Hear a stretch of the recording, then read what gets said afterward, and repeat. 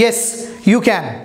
ॲक्टिव्हचा passive voice कसा करायचा याचे आपण वेगवेगळे पार्ट्समध्ये वेगवेगळे रूल्स पाहत आहोत. तुम्हाला शंका पडली असेल की अजून याचे किती पार्ट्स आहेत आणि किती रूल्स आहेत. ॲक्च्युली आपण जेवढे रूल्स पाहिलेले आहेत त्या व्यतिरिक्त पण इतर असे छोटे छोटे रूल्स पण तयार होतात आणि त्याचा तुम्ही पॅसिव्ह व्हॉइस करू शकता. तुम्हाला सर्वांना माहीत आहे की ॲक्टिव्ह आणि पॅसिव्ह व्हॉइस हे दोन पार्ट आहेत. ॲक्टिव्ह व्हॉइसमध्ये आणि पॅसिव्ह व्हॉइसमध्ये एक गोष्ट तुम्ही सर्वांनी लक्षात ठेवणं फार गरजेचं आहे की जी खूप महत्त्वाची आहे, ती म्हणजे ॲक्टिव्ह व्हॉइसमध्ये डुअर इज इम्पॉर्टंट. कोणी क्रिया केली आहे हे महत्त्वाचं असते. For example, my daughter likes swimming and trekking. माझ्या मुलीला स्विमिंग आणि ट्रेकिंग आवडते. कोणाला आवडते हे महत्त्वाचे आहे, माझ्या मुलीला. So doer is important, action important नाही आहे. अशी सेंटेन्सेस ॲक्टिव्ह व्हॉइसमध्येच असणं योग्य आहे. Second, India won the match. या एक्झाम्पलमध्ये मॅच कोणी जिंकली दॅट इज इम्पॉर्टंट. भारताने मॅच जिंकली आहे. So doer is important. So active व्हॉइसमध्येच हे सेंटेन्स असणं जास्त संयुक्तिक आहे. ओके, नो डाऊट आपण याचा पॅसिव्ह व्हॉइस करू शकतो, पण ॲक्शनपेक्षा इथं डुअर इम्पॉर्टंट आहे आणि म्हणून ही वाक्य ॲक्टिव्ह व्हॉइसमध्येच असावीत. Second, in case of passive voice action is important. कृती महत्त्वाची असते, नॉट अ डुअर. ती कोणी केली हे महत्त्वाचे नसते. For example, Marathi is spoken in Maharashtra. महाराष्ट्रामध्ये मराठी बोलली जाते. मराठी बोलली जाते दॅट इज इम्पॉर्टंट. कोण बोलतं आहे हे तितकंसं महत्त्वाचं नाही आहे, ही ॲक्शन महत्त्वाची आहे. म्हणून अशी वाक्य पॅसिव्ह व्हॉइसमध्येच असणं जास्त संयुक्तिक आहे. One more example, cleanliness should be maintained everywhere. प्रत्येक ठिकाणी स्वच्छता राखली गेली पाहिजे. स्वच्छता राखली गेली पाहिजे ही ॲक्शन महत्त्वाची आहे. So that's why passive voice या ठिकाणी जास्त सुटेबल आहे. नो डाऊट आपण याचा ॲक्टिव्ह व्हॉइस करू शकतो, पण काही वाक्य ही ॲक्टिव्ह व्हॉइसमध्ये आणि काही वाक्य ही पॅसिव्ह व्हॉइसमध्येच असणं सुटेबल आहे. मिनिंगफुली ते योग्य आहे. ओके, सो आपण आज या व्हिडिओमध्ये ऑब्जेक्टचे दोन प्रकार आहेत, डायरेक्ट ऑब्जेक्ट आणि इनडायरेक्ट ऑब्जेक्ट. त्याच्या सेंटेन्सचा पॅसिव्ह व्हॉइस पाहणार आहोत. सेकंड, ऑब्जेक्ट कॉम्प्लिमेंट असलेली sentences. Third, exclamatory sentence. So first, direct object, indirect object याचा पॅसिव्ह व्हॉइस कसा करतात हे आपण समजून घेऊया. फॉर्म्युला नेहमीप्रमाणेच राहील.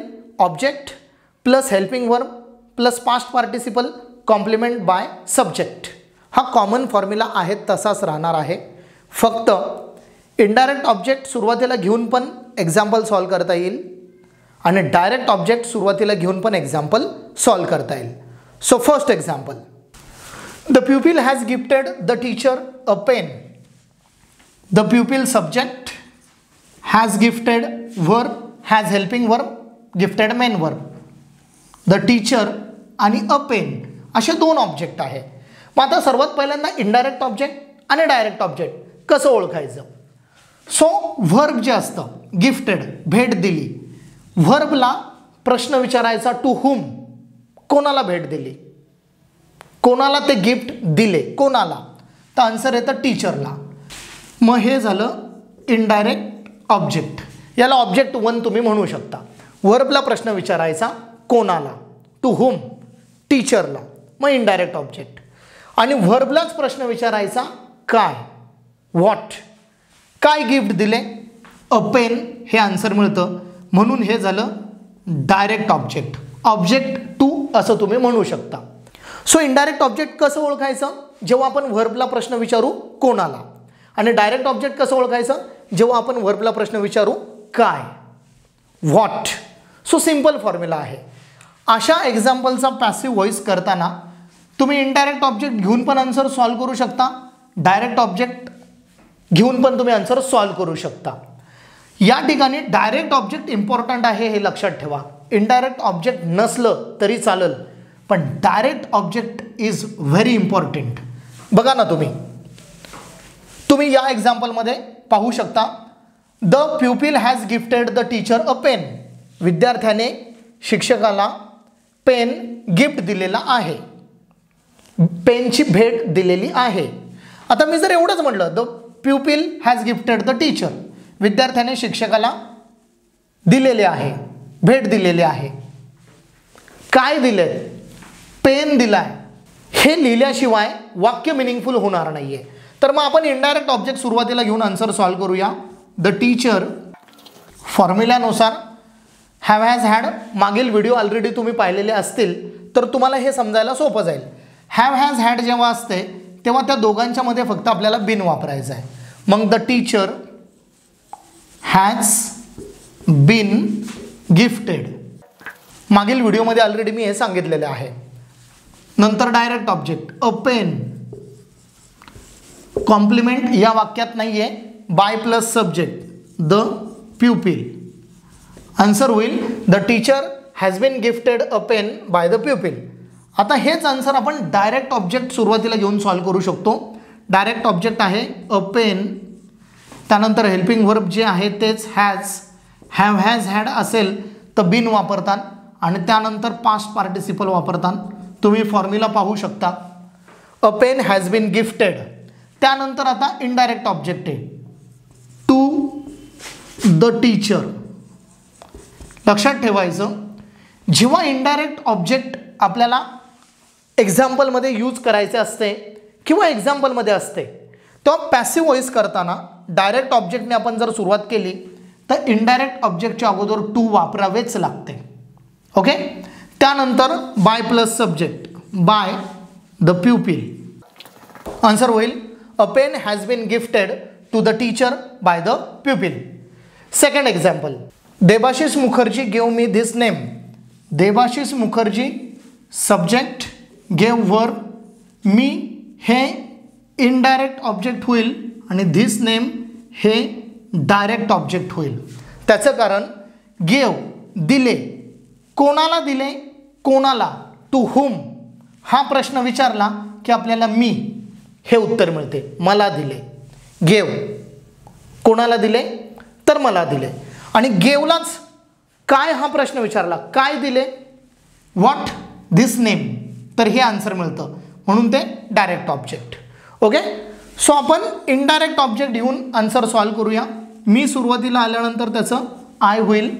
त्यानंतर या एक्झाम्पलमध्ये पास्ट टेन्स आहे, मग ऑब्जेक्ट नंतर हेल्पिंग वर्ब आपल्याला वॉच किंवा वेअर.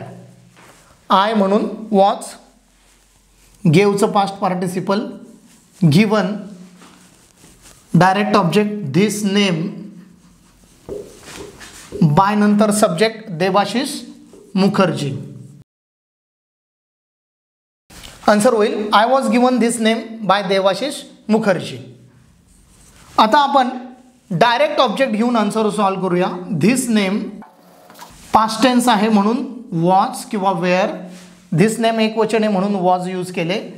गेवचं गिवन होईल, धिस नेम वॉज गिवन. मी यापूर्वी ऑलरेडी सांगितलं आहे इनडायरेक्ट ऑब्जेक्ट घेण्यापूर्वी टू वापरावे लागते पॅसिव्ह व्हॉइस करताना.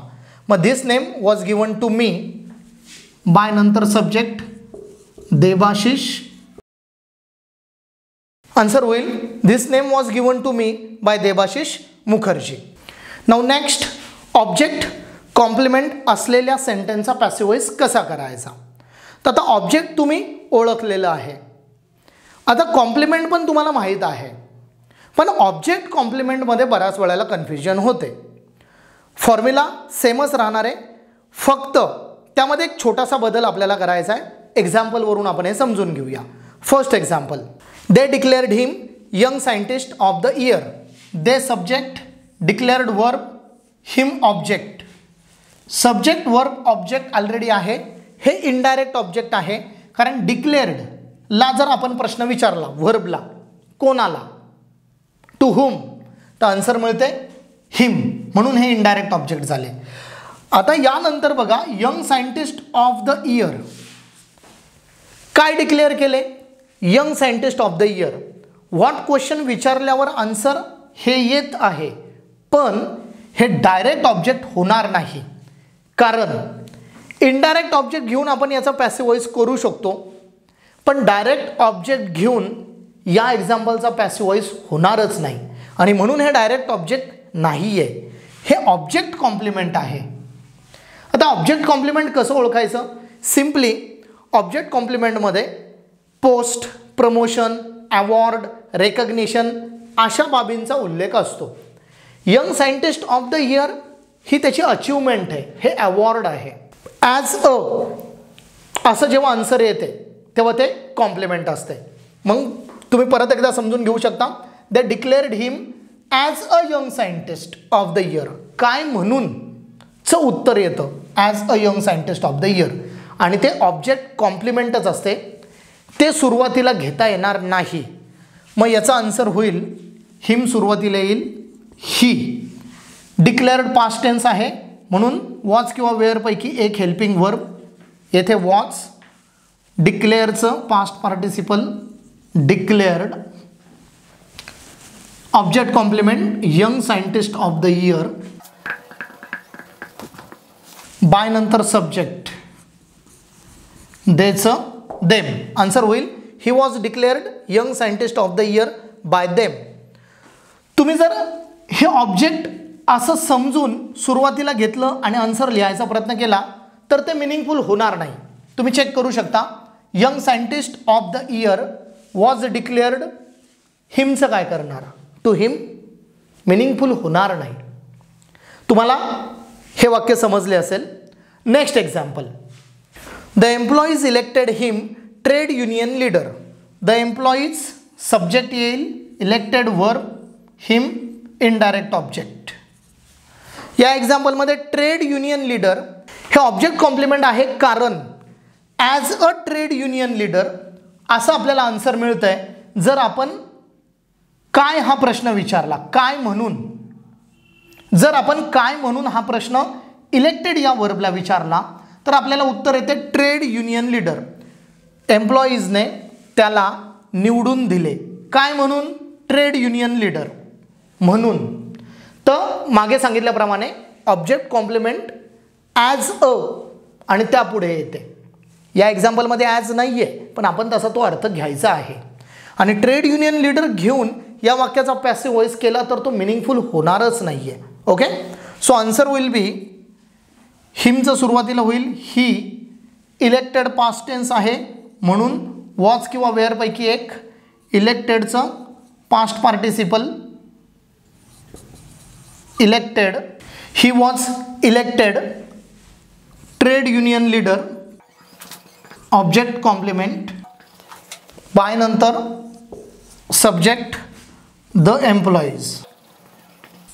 आन्सर होईल he was elected trade union leader by the employees. So these are the examples of object complement. Object complement आणि डायरेक्ट इनडायरेक्ट ऑब्जेक्ट या दोन रूल्समध्ये कन्फ्यूज व्हायचं नाही. मी ज्या ट्रिक्स दिल्या त्या जर तुम्ही नीट लक्षात ठेवल्या तर तुम्हाला हे लवकर समजेल. सो नेक्स्ट पॉईंट आहे एक्सक्लेमेटरी सेंटेन्स. एक्सक्लेमेटरी सेंटेन्सचा पण आपण पॅसिव्ह वॉइस करू शकतो. सो फर्स्ट एक्सक्लेमेटरी सेंटेन्स कसे ओळखायचे? एक्सक्लेमेटरी सेंटेन्समध्ये हाऊ किंवा व्हॉट हे वर्ड्स येतात आणि शेवटी एक्सक्लेमेटरी रिमार्क असते. So that is exclamatory sentence. मग एक्सक्लेमेटरी सेंटेन्सचा जर पॅसिव्ह वॉइस करायचा असेल, सो फर्स्ट हाऊ किंवा व्हॉट हे वर्ड्स काढून टाकायचे. सेकंड, त्याऐवजी आपल्याला व्हेरी, ग्रेट, रिअली, इंडीड यांसारखे सुटेबल वर्ड्स यूज करायचे. आणि थर्ड, जे एक्सक्लेमेटरी सेंटेन्स आहे त्याचे आपल्याला ॲसर्टिव्ह सेंटेन्स करायचे आहे. So what will be the formula?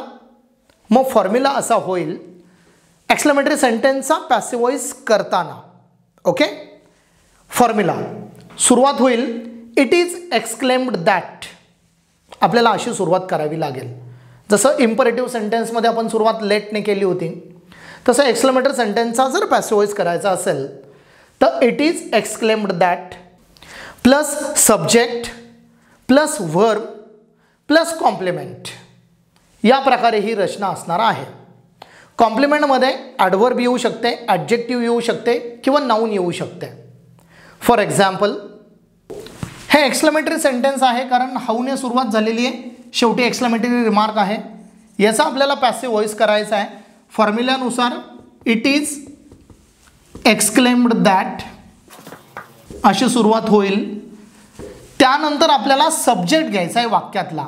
या वाक्यात सब्जेक्ट आहे यू, वर्ब आहे आर आणि फॉर्च्युनेट हे कॉम्प्लिमेंट होईल की जे ॲडजेक्टिव्ह आहे. मग इट इज एक्सक्लेम्ड दॅट नंतर आपल्या फॉर्म्युल्यानुसार सब्जेक्ट येईल यू, त्यानंतर वर्ब आर, त्यानंतर फॉर्च्युनेट आपल्याला यूज करायचे आहे. पण ते यूज करण्यापूर्वी हाऊ शब्द काढून टाकायचा आणि त्याऐवजी व्हेरी, ग्रेट, रिअली, इंडीड यांपैकी एक सुटेबल वर्ड यूज करायचा आहे. मग it is exclaimed that you are very हा शब्द यूज करू आपण फॉर्च्युनेट. आपण असं पण म्हणू शकतो it is exclaimed that you are really fortunate. Second example, exclamatory sentence आहे कारण हाऊने सुरुवात आहे, एक्सक्लेमेटरी रिमार्क आहे. याचा पॅसिव्ह व्हॉइस करताना आपल्या फॉर्म्युल्यानुसार सुरुवात होईल इट इज एक्सक्लेम्ड दॅट, त्यानंतर वाक्यात सब्जेक्ट आहे द लेडी आणि इज हे वर्ब आहे. चार्मिंग हे ॲडजेक्टिव्ह आहे म्हणजेच त्याला आपल्याला कॉम्प्लिमेंट असं म्हणता येईल. It is exclaimed that subject the lady, verb is, how शब्द आपल्याला काढून टाकायचा आणि त्याऐवजी व्हेरी, ग्रेट, रिअली, इंडीड यापैकी एक यूज करायचा. मग तुम्ही व्हेरी यूज करू शकता, रिअली यूज करू शकता किंवा इंडीड यूज करू शकता.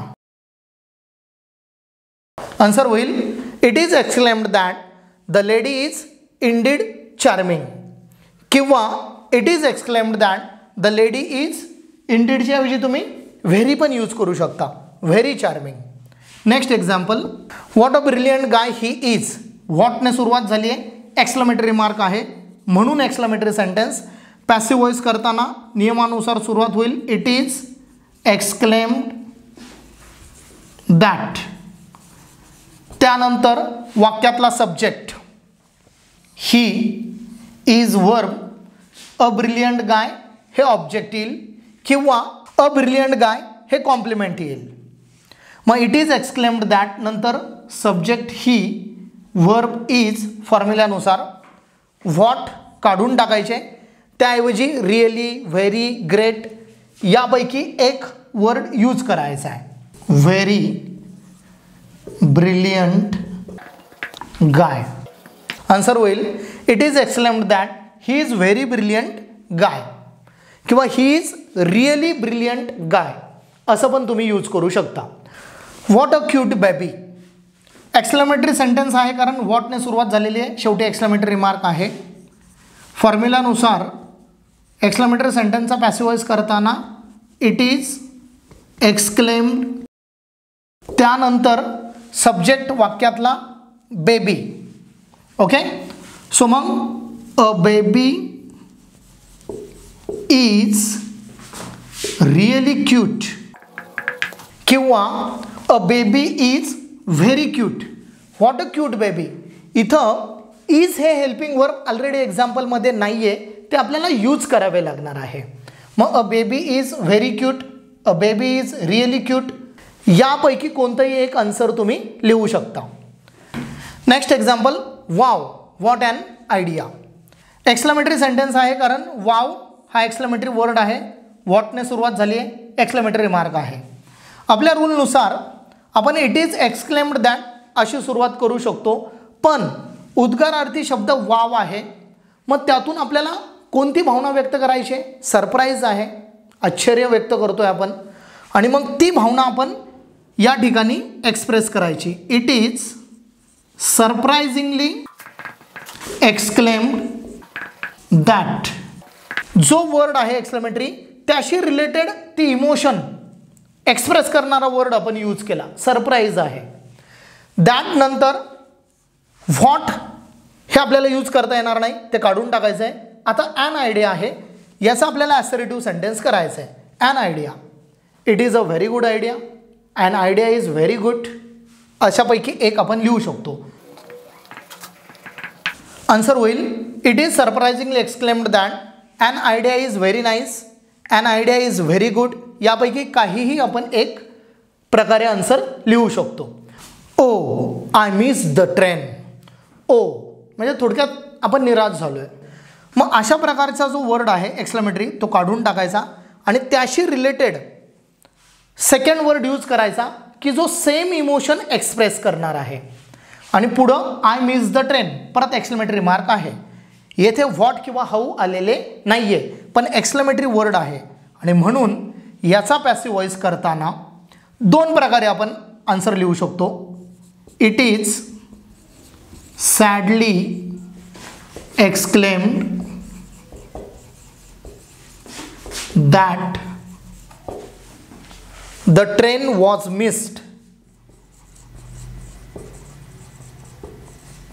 The train was missed या प्रकारे आपल्याला आन्सर लिहावं लागणार आहे. was missed बाय मी लिहिले तरी चालेल, नाही लिहिले तरी चालेल.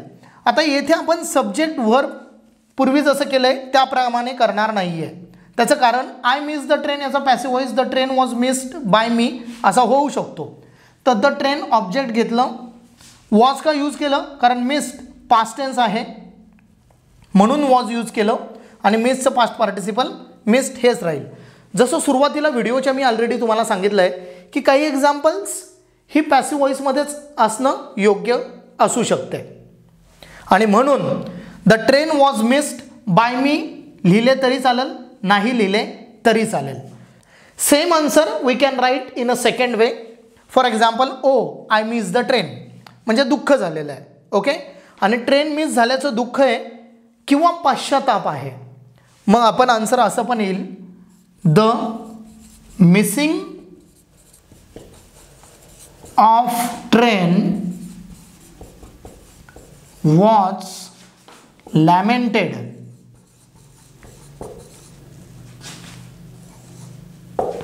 लॅमेंटेड म्हणजे पश्चाताप होणे. मग the missing of train was lamented हे या उद्गारातून व्यक्त होतंय. Oh I miss the train. मग याचा पॅसिव्ह व्हॉइस आपण या प्रकारे पण करू शकतो. हे सर्व एक्झाम्पल्स आपण जे सॉल्व केलेले आहेत यांसारखे तुम्ही डिफरंट एक्झाम्पलची प्रॅक्टिस करा म्हणजे कन्सेप्ट क्लिअर होईल. नाऊ या रूल्सवरती मी काही तुम्हाला एक्झाम्पल्स ॲज ॲन एक्झरसाइज म्हणून सांगणार आहे. ती एक्झाम्पल्स तुम्ही सॉल्व करायचे आणि त्याचे आन्सर्स कॉमेंट बॉक्समध्ये लिहायचे. So first example, HDFC bank appointed him the branch manager. Second, hurray we have won the match. Third, how strange your behaviour is. या एक्झाम्पलचे आन्सर्स तुम्हाला कॉमेंट बॉक्समध्ये लिहायचे जेणेकरून तुमची प्रॅक्टिस होईल. पुन्हा भेटूया नेक्स्ट व्हिडिओमध्ये.